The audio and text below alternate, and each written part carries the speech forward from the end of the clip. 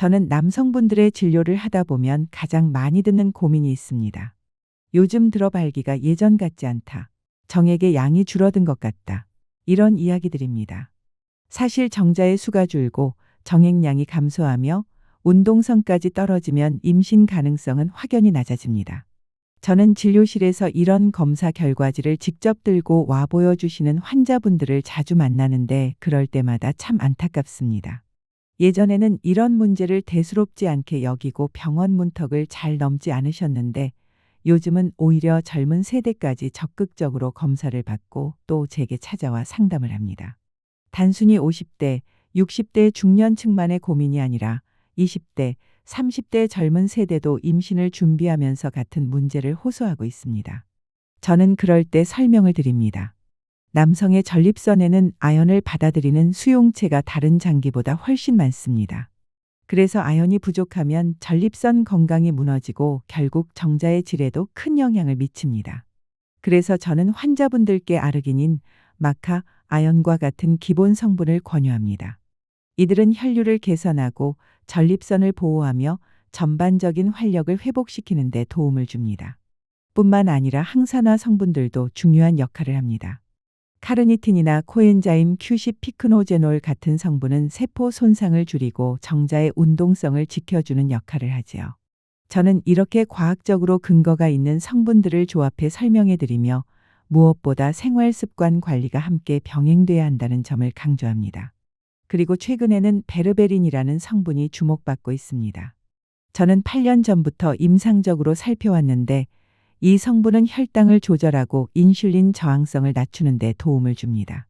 쉽게 말하면 당뇨병으로 진행되지 않도록 막아주는 효과가 있는 겁니다. 또 하나 중요한 점은 AMPK 활성화라는 작용인데요. 이것은 운동을 하지 않았는데 운동한 것과 비슷한 효과, 단식을 하지 않았는데 단식한 것과 비슷한 효과를 내는 과정입니다. 즉, 우리 몸속의 노폐물을 스스로 청소해주는 기능이지요. 이 부분은 많은 환자분들이 듣고 크게 놀라시곤 합니다. 베르베린은 단순히 혈당만 조절하는 것이 아닙니다. 임상 논문들을 보면 체중 관리에도 도움을 준다는 결과들이 있습니다. 지방 연소를 촉진하고 결국에는 체중 감량에도 긍정적인 영향을 줄 수 있다는 것이지요. 하지만 저는 환자분들께 항상 강조합니다. 이 성분을 복용한다고 해서 운동도 안 하고 식습관도 관리하지 않으면 큰 효과를 기대하기 어렵습니다. 약물이나 건강기능식품은 어디까지나 보조적인 역할이고 생활 습관이 함께 바뀌어야 진짜 효과가 나타납니다. 음식에도 장점이 있으면 단점이 있듯 약이나 건강기능식품도 마찬가지입니다. 분명 효과가 있는 만큼 그에 따른 부작용이나 다른 변화도 뒤따릅니다. 예를 들어 베르베린은 천연 항생제와 비슷한 작용을 해서 장내 유익균을 줄일 수 있습니다. 저는 개인적으로 1에서 2주 정도 복용했을 때 특별히 노력하지 않았는데도 뱃살이 조금 들어가는 듯한 느낌을 받았습니다.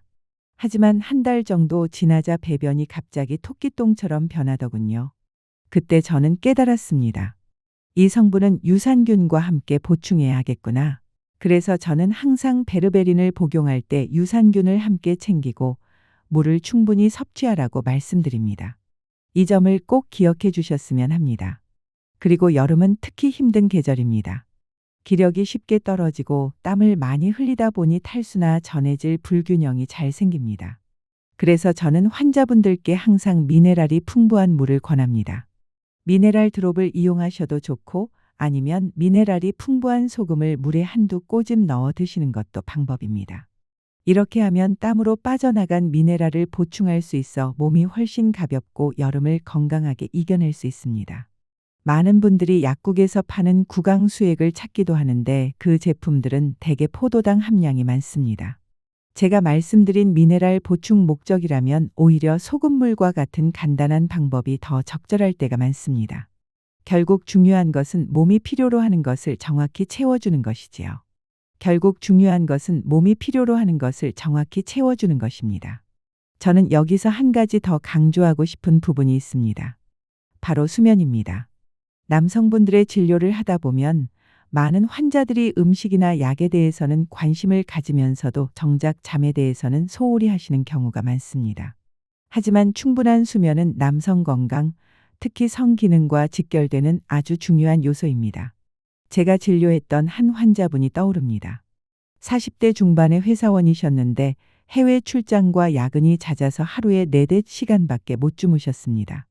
겉으로 보기에는 건강해 보였지만 발기 지속 시간이 짧아지고 정액 검사에서는 운동성이 크게 떨어져 있었습니다. 환자분은 처음에 혹시 제가 큰 병에 걸린 건 아닐까요? 라며 불안해하셨습니다. 하지만 저는 검사 결과와 생활 습관을 비교해 보며 말씀드렸습니다. 지금 당장 큰 질환은 아니지만 수면 부족이 호르몬에 큰 영향을 주고 있습니다. 실제로 연구에 따르면 밤에 6시간 이하로 자는 남성들은 정상적으로 자는 사람들에 비해 테스토스테론 수치가 10에서 15% 낮습니다.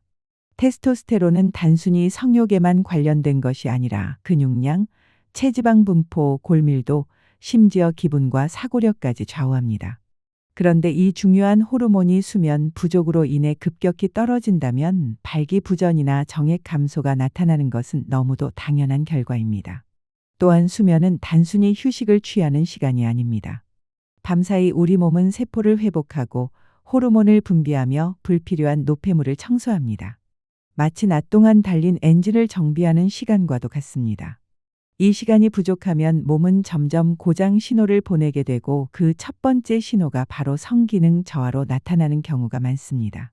저는 그 환자분께 수면 일지를 쓰게 했습니다. 매일 몇 시에 잠들고 몇 시에 깨는지 기록하고 가능하다면 밤 12시 이전에 취침하는 습관을 들이도록 했습니다. 처음에는 제 직업상 불가능합니다. 라며 고개를 저으셨지만 2달 정도 꾸준히 노력하자 놀라운 변화가 찾아왔습니다. 발기 지속 시간이 길어지고 무엇보다 아침 기상이 상쾌해졌다는 것이었습니다. 정액 검사에서도 운동성이 회복되기 시작했습니다. 저는 그때 환자분의 얼굴에서 오랜만에 안도와 자신감을 동시에 보았습니다.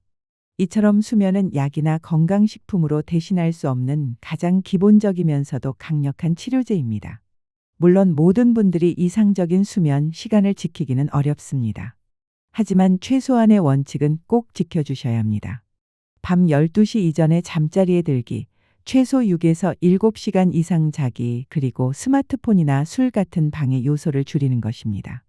특히 저는 술을 수면 보조제로 삼는 습관에 대해 강하게 경고합니다. 어떤 분들은 술을 마셔야 잠이 온다 고 말씀하시지만 알코올은 오히려 깊은 수면 단계를 방해합니다. 결과적으로 자는 동안 몸이 회복되지 못하고 테스토스테론 분비 역시 억제됩니다. 잠을 잔 것 같은데도 아침에 개운하지 않은 이유가 바로 여기에 있습니다. 저는 환자분들에게 이렇게 말씀드립니다. 좋은 수면은 값비싼 보약보다 강력합니다. 하루를 어떻게 보내느냐보다 밤에 어떻게 쉬느냐가 내일의 건강을 결정합니다. 남성 건강을 지키고 싶으시다면 오늘 밤부터 수면 습관을 돌아보시길 권합니다. 수면만큼이나 많은 환자분들을 괴롭히는 것이 있습니다. 바로 스트레스입니다. 저는 진료실에서 수없이 많은 남성들을 만나며 한 가지 공통점을 발견했습니다. 직장에서의 압박, 가정에서의 갈등, 경제적인 부담 등 다양한 이유로 스트레스가 쌓일수록 성기능 문제가 동반된다는 것입니다. 단순히 기분이 우울해서 그런 것이 아닙니다. 스트레스는 실제로 남성 호르몬을 억제하고 발기력과 정자의 질을 떨어뜨리는 과학적 메커니즘을 가지고 있습니다. 예를 들어 50대 초반의 한 환자분은 대기업 임원이셨습니다. 외형적으로는 성공한 삶을 사는 듯 보였지만 그분의 고백은 충격적이었습니다. 의사 선생님, 요즘 들어 자신감이 없어졌습니다. 회의 중에도 집중이 안 되고 부부 관계에서도 예전 같지 않습니다. 검사 결과 테스토스테론 수치는 나이에 비해 현저히 낮았고 혈압과 혈당도 불안정했습니다. 저는 그 원인을 스트레스에서 찾았습니다. 스트레스를 받으면 우리 몸은 코르티솔이라는 호르몬을 분비합니다. 코르티솔은 단기간에는 몸을 보호하는 역할을 하지만 장기간 분비되면 면역력 저하, 체중 증가, 그리고 무엇보다 테스토스테론 억제를 초래합니다. 즉, 스트레스가 쌓일수록 남성성의 근본이 무너져 내리는 것입니다. 환자분께 저는 스트레스 관리법을 권했습니다. 명상이나 가벼운 요가, 규칙적인 유산소 운동을 추천드렸습니다. 처음에는 제가 그런 걸 할 시간이 어디 있습니까? 라며 거부하셨지만 결국 주 2회 30분씩 가볍게 걷는 것부터 시작하셨습니다. 3달 뒤 그분은 다시 찾아와 이렇게 말씀하셨습니다. 놀랍게도 회의 집중력이 올라갔고 부부 관계에서도 예전의 자신감을 되찾은 것 같습니다. 검사 결과에서도 테스토스테론 수치가 서서히 회복되고 있었습니다. 저는 이 경험을 통해 다시 한번 깨달았습니다. 스트레스는 단순히 마음의 병이 아니라 몸 전체를 갉아먹는 독이라는 사실을요. 특히 남성에게는 정력과 직결된다는 점에서 더더욱 위험합니다. 많은 분들이 스트레스를 술이나 흡연으로 해소하려 합니다. 하지만 이는 불을 끄기 위해 기름을 붓는 격입니다. 알코올은 일시적으로 긴장을 풀어주는 것 같지만 결국 수면을 방해하고 간을 손상시킵니다. 흡연은 혈관을 좁혀 발기를 어렵게 만들지요. 따라서 술과 담배는 절대 해답이 될 수 없습니다. 저는 환자분들께 이렇게 말씀드립니다. 스트레스는 피할 수 없지만 해소 방법은 우리가 선택할 수 있습니다. 규칙적인 운동, 충분한 휴식, 가족과의 대화, 혹은 취미 생활은 모두 강력한 해독제입니다. 단 10분이라도 자신을 위해 깊게 호흡하며 긴장을 풀어주는 시간이 필요합니다. 그리고 무엇보다 중요한 것은 혼자서 모든 부담을 짊어지지 않는 것입니다. 남성분들은 흔히 속으로 참는 경우가 많습니다. 하지만 오히려 솔직하게 가족이나 전문가와 이야기할 때 몸과 마음은 훨씬 빨리 회복됩니다. 저는 환자분께 강한 남자는 혼자 버티는 사람이 아니라 필요할 때 도움을 청할 줄 아는 사람이라고 말하곤 합니다. 결국 스트레스 관리야말로 남성 건강을 지키는 첫걸음입니다. 발기부전, 정액 감소, 전립선 질환 등 많은 문제들이 스트레스와 깊이 연결되어 있습니다. 그러니 오늘부터라도 스스로에게 물어보시기 바랍니다. 나는 나의 몸과 마음을 위해 어떤 시간을 내고 있는가? 건강은 작은 습관에서 시작됩니다. 스트레스를 줄이는 노력은 단순히 기분을 좋게 하는 차원을 넘어 남성으로서의 자신감을 회복하고 삶의 질을 지켜주는 가장 확실한 방법입니다. 스트레스 관리만큼이나 중요한 것이 또 있습니다. 바로 식습관입니다. 저는 진료실에서 환자분들을 볼 때마다 늘 확인하는 질문이 있습니다. 하루에 어떤 음식을 주로 드십니까? 많은 분들이 의아해하시지만 사실 남성 건강은 식탁에서부터 시작됩니다. 무엇을 먹고 어떻게 먹느냐가 발기력과 정자의 질, 나아가 전반적인 활력에 큰 영향을 미치기 때문입니다. 얼마 전 30대 후반의 한 환자분이 찾아오셨습니다. 체격은 건장했지만 늘 피곤하고 아침 발기가 사라졌다고 호소하셨습니다. 진료를 하면서 식습관을 물어보니 점심은 대부분 패스트푸드, 저녁은 회식 자리에서 기름진 고기와 술이 대부분이었습니다. 야채와 과일은 거의 드시지 않았지요. 검사 결과는 명확했습니다. 중성지방 수치가 높았고 테스토스테론 수치도 정상보다 낮았습니다. 저는 환자분께 이렇게 말씀드렸습니다. 지금 드시는 음식이 곧 약이 되기도 하고 독이 되기도 합니다. 남성 호르몬을 지키기 위해서는 몇 가지 반드시 피해야 할 식습관이 있습니다. 첫째, 과도한 음주입니다. 알코올은 간을 손상시켜 호르몬 대사를 방해하고 체지방을 늘려 테스토스테론 분비를 억제합니다. 둘째, 흡연입니다. 담배 속 니코틴과 각종 독성 물질은 혈관을 좁혀 발기를 어렵게 만들고 정자의 DNA를 손상시킵니다. 셋째, 과도한 가공식품과 단음료입니다. 이들은 혈당을 급격히 올려 인슐린 저항성을 악화시키고 결국 비만과 발기부전으로 이어집니다. 반대로 남성 건강에 좋은 음식들도 있습니다. 굴은 바다의 우유라 불릴 만큼 아연이 풍부해 전립선 건강에 큰 도움을 줍니다. 토마토에는 강력한 항산화 성분인 라이코펜이 들어있어 정자의 질을 개선하고 전립선암 위험을 낮춰줍니다. 견과류, 특히 호두와 아몬드는 오메가-3 지방산이 풍부해 혈관 건강을 지켜 발기력을 강화합니다. 녹차의 카테킨 성분 역시 혈액순환을 원활하게 해주고 노화로 인한 세포 손상을 줄여줍니다. 저는 환자분들에게 무조건 약이나 보충제를 권하지 않습니다. 오히려 식단부터 바꾸도록 지도합니다. 앞서 말씀드린 환자분도 처음에는 제가 무슨 토끼도 아닌데 야채를 그렇게 많이 먹어야 합니까? 라며 웃으셨습니다. 그러나 3개월간 술을 줄이고 주 3회 이상 채소와 해산물을 섭취하며 가공식품을 피하자 놀라운 변화가 나타났습니다. 피곤함이 줄었고 무엇보다 부부관계에서 자신감을 되찾으셨습니다. 혈액 검사에서도 호르몬 수치가 서서히 정상 범위로 회복되고 있었습니다. 저는 늘 이렇게 강조합니다. 약은 단기간에 도움이 될 수 있지만 식습관은 평생을 바꿉니다. 남성 건강은 하루아침에 무너지는 것이 아닙니다. 매일 쌓이는 음식의 선택이 결국 몸을 만들고 활력을 결정합니다. 또 한 가지 중요한 점은 같이 먹는 습관입니다. 가족과 함께 식사를 하며 균형 잡힌 음식을 나누는 것은 단순히 영양만의 문제가 아닙니다. 정서적인 안정과 행복감이 호르몬 분비에도 긍정적인 영향을 줍니다. 반대로 혼자 늦게 급히 술과 함께 먹는 식습관은 몸과 마음을 동시에 해칩니다. 환자분들께 마지막으로 이렇게 말씀드리고 싶습니다. 당신의 젊음과 활력은 식탁 위에서 시작됩니다. 오늘 한 끼를 바꾸는 것이 내일의 자신감을 바꾸는 첫걸음입니다. 식습관을 바로잡는 것만으로도 많은 변화를 경험할 수 있지만 중년이 되면 피할 수 없는 변화가 찾아옵니다. 바로 남성 호르몬의 감소입니다. 저는 50대 이상의 환자분들을 진료하면서 공통적으로 듣는 말이 있습니다. 예전 같지가 않다. 는 것입니다. 일에 대한 집중력이 떨어지고 예전보다 쉽게 피곤해지고 체중이 늘어나며 무엇보다 부부 관계에서 자신감이 사라졌다고 토로하십니다. 이러한 증상들은 대부분 남성 호르몬, 특히 테스토스테론의 감소와 밀접한 관련이 있습니다. 의학적으로 남성은 30세 전후를 정점으로 매년 약 1%씩 테스토스테론 수치가 감소합니다. 처음에는 큰 변화를 못 느끼지만 40대 후반에서 50대가 되면 몸이 확연히 달라졌음을 실감하게 됩니다. 근육량은 줄고 뱃살은 늘어나며 아침 발기가 사라지고 성욕도 줄어듭니다. 많은 분들이 이를 단순히 나이 탓으로 돌리지만 사실은 남성 갱년기라는 의학적 현상입니다.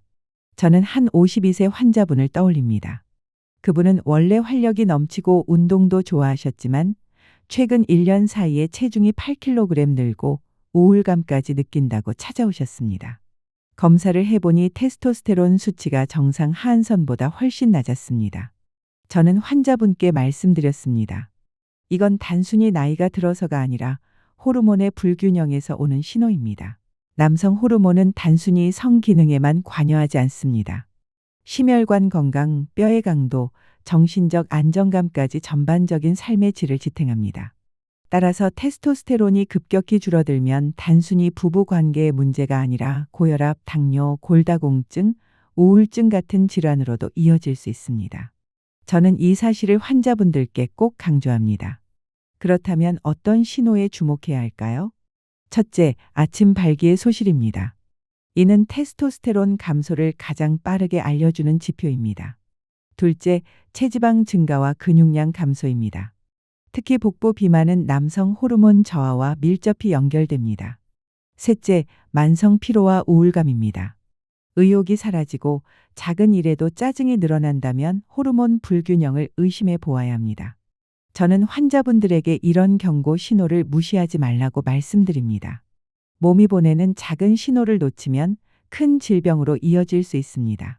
정기적인 건강검진과 호르몬 수치 검사는 중년 남성에게 선택이 아니라 필수입니다. 또 한 가지 중요한 점은 가족과의 소통입니다. 많은 남성분들이 이런 변화를 부끄러워 숨기고 혼자 고민합니다. 그러나 아내나 자녀 그리고 의료진과 솔직하게 이야기하는 순간부터 해결의 길이 열립니다. 실제로 가족의 이해와 지지가 있을 때 치료 효과는 훨씬 더 크게 나타납니다. 저는 환자분들께 항상 이렇게 조언합니다. 남성 호르몬의 감소는 누구나 겪는 자연스러운 과정입니다. 하지만 방치하면 병이 되고 관리하면 새로운 활력이 됩니다. 식습관, 운동, 수면, 스트레스 관리와 함께 필요하다면 의학적 치료도 병행해야 합니다. 결국 중년의 남성 건강은 나이를 받아들이되 변화에 대응하는 지혜에서 시작됩니다. 자신을 돌보는 것은 가족을 지키는 일과 다르지 않습니다. 저는 오늘도 환자분들께 이 말을 전하고 싶습니다. 당신의 몸이 보내는 신호를 외면하지 마십시오. 지금의 작은 선택이 10년 뒤의 삶을 결정합니다. 중년 남성의 호르몬 변화를 이야기할 때 제가 항상 강조하는 것이 있습니다. 바로 정기적인 검사와 예방적 접근입니다. 많은 남성 환자분들이 진료실에 오셔서 이렇게 말씀하십니다. 선생님, 특별히 아픈 곳은 없습니다. 그런데 왜 검사를 받아야 합니까? 그러나 실제로 검사를 진행해 보면 놀라울 정도로 많은 분들에게 초기 전립선 비대증, 당뇨 전 단계 혹은 테스토스테론 저하가 발견됩니다. 증상이 뚜렷하지 않다고 해서 문제가 없는 것이 아닙니다. 몸은 조용히 그러나 분명하게 신호를 보내고 있습니다. 저는 45세 환자분을 기억합니다. 겉으로는 아주 건강해 보였고 운동도 꾸준히 한다고 했습니다. 그런데 우연히 회사 건강검진에서 PSA 수치가 살짝 올라간 것이 발견되어 저를 찾아왔습니다. 추가 검사를 해보니 초기 전립선 질환이었고 다행히 빠르게 치료를 시작해 큰 문제 없이 회복할 수 있었습니다. 만약 이 환자분이 나는 건강하다 며 검진을 미뤘다면 몇 년 뒤에는 훨씬 심각한 상황으로 이어졌을 것입니다. 남성분들께 필요한 검사는 크게 4가지로 나눌 수 있습니다. 첫째, 혈액 검사입니다. 테스토스테론, 혈당, 콜레스테롤, 간 기능을 정기적으로 확인해야 합니다. 둘째, 정액 검사입니다. 정자의 수, 운동성, 형태를 살펴보면 생식 건강을 객관적으로 알 수 있습니다. 셋째, 전립선 초음파와 PSA 검사입니다. 전립선 비대증과 전립선암은 조기에 발견할수록 치료율이 높습니다. 넷째, 심혈관 검사입니다. 발기부전은 혈관 건강의 이상 신호이기도 하므로 심전도나 혈관 검사를 병행하는 것이 중요합니다. 이런 검사를 말씀드리면 많은 환자분들이 걱정하십니다. 시간도 없고 비용도 부담스럽다. 고요. 하지만 저는 이렇게 말씀드립니다. 한 번의 검사가 평생의 삶을 바꿀 수 있습니다. 병이 깊어진 후 치료하는 비용과 고통에 비하면 정기검진은 오히려 가장 값싼 보험입니다. 예방적 접근은 검진에만 국한되지 않습니다. 생활 습관을 미리 바꾸는 것 역시 예방입니다. 술을 줄이고 금연을 실천하며 규칙적인 운동과 충분한 수면을 지키는 것, 그리고 앞서 말씀드린 건강한 식습관을 유지하는 것이 바로 최고의 예방법입니다. 저는 환자분들께 이렇게 강조합니다. 남성 건강은 결코 사치가 아닙니다. 가족을 지키는 책임이자 본인의 삶을 지키는 기본입니다. 특히 중년 이후에는 자신을 돌보는 일이 곧 가족의 행복과 직결됩니다. 아이들에게는 든든한 아버지로, 아내에게는 믿음직한 동반자로 남기 위해서라도 정기적인 검사는 반드시 필요합니다. 마지막으로 저는 환자분들께 한 가지 질문을 드립니다. 앞으로의 10년 어떤 모습으로 살고 싶으십니까? 건강한 몸과 자신감을 유지하며 가족과 함께하고 싶으시다면 지금 당장 예방의 첫걸음을 떼셔야 합니다. 결국 남성 건강은 운에 맡기는 것이 아니라 스스로 관리하는 것입니다. 몸이 보내는 신호를 무시하지 말고 정기적으로 점검하며 예방하는 것, 그것이야말로 나이 들어도 활력을 지키는 가장 확실한 방법입니다.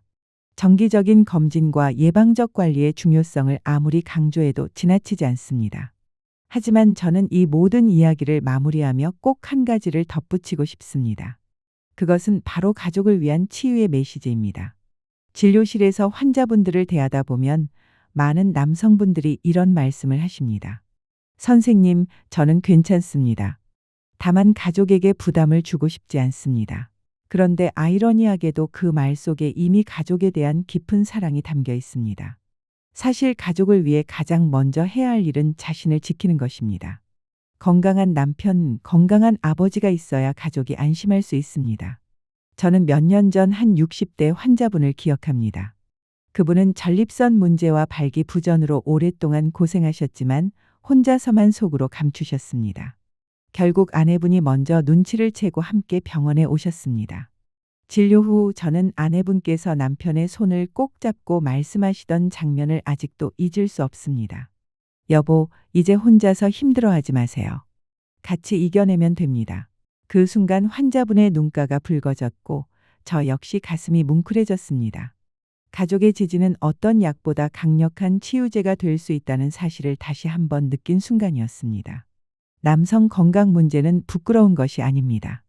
오히려 용기 있게 이야기하는 것이 진짜 강함입니다. 저는 환자분들께 이렇게 말씀드립니다. 강한 남자는 쓰러지지 않는 사람이 아니라 필요할 때 도움을 요청할 줄 아는 사람입니다. 가족과 의료진 그리고 스스로에게 솔직해질 때 치유는 시작됩니다. 또 한 가지 강조하고 싶은 점은 남성 건강은 단순히 개인의 문제가 아니라 가족 전체의 행복과 직결된다는 것입니다. 남편이 활력을 잃으면 아내와 자녀 역시 불안을 느낍니다. 반대로 건강을 회복한 남편은 가족에게 든든한 버팀목이 됩니다. 저는 이런 과정을 수없이 보아왔습니다. 몸과 마음이 회복되면서 다시 웃음을 되찾고 가족과의 관계가 깊어지는 모습을 볼 때마다 의사로서 큰 보람을 느낍니다. 환자분들께 치유의 길은 멀고 험하게만 느껴질 수 있습니다. 그러나 저는 이렇게 말씀드립니다. 한 걸음만 떼어 보십시오. 작은 변화를 시작하면 그 다음 길은 훨씬 수월해집니다. 수면을 바로잡고 스트레스를 관리하며 식습관을 개선하고 정기적으로 검진을 받는 것, 이 모든 것은 결국 삶을 지켜내는 과정입니다. 저는 오늘 이 이야기를 마치며 모든 남성분들께 따뜻한 메시지를 전하고 싶습니다. 당신은 혼자가 아닙니다. 가족이 있고 의료진이 있으며 무엇보다 당신 자신이 있습니다. 지금이라도 늦지 않았습니다. 몸과 마음을 돌보는 순간부터 새로운 인생이 열립니다. 중년 이후의 삶은 결코 쇠퇴의 시간이 아닙니다. 오히려 자신을 돌보고 가족과 함께 새로운 활력을 찾는 치유의 시간일 수 있습니다. 저는 이정은 의사로서 그리고 인생을 먼저 걸어온 선배로서 여러분께 이렇게 권하고 싶습니다. 건강을 지키는 선택은 곧 사랑을 지키는 선택입니다.